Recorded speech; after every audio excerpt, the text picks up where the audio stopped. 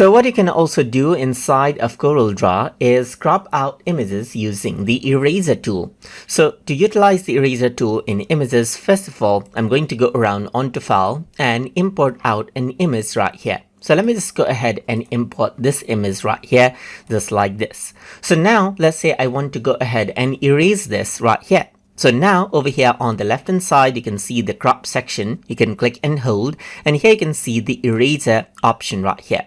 So once you go ahead, you can choose a circular eraser right here. You can simply erase this out, as you can see right here, just like this over here, and just click and drag this around to erase it.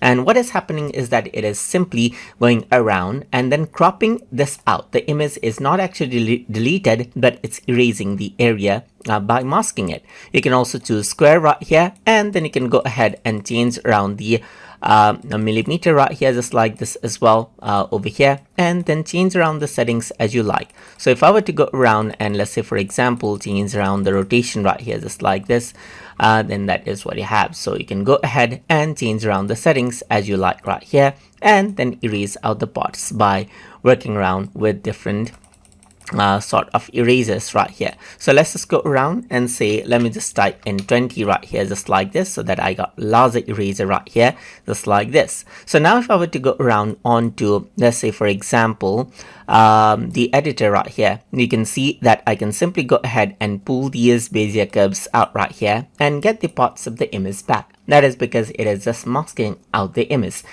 by cropping it out using the eraser tool. So I hope you guys learned something as always. And as always, please like, comment, share, and subscribe.